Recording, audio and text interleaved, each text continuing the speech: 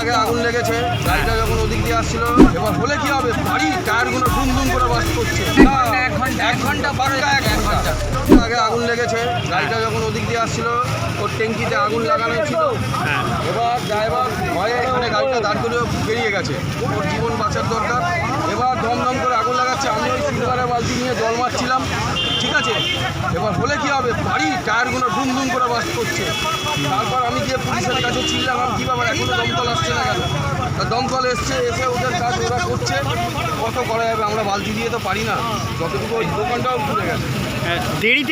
দেরিতে এসেছে দমকল।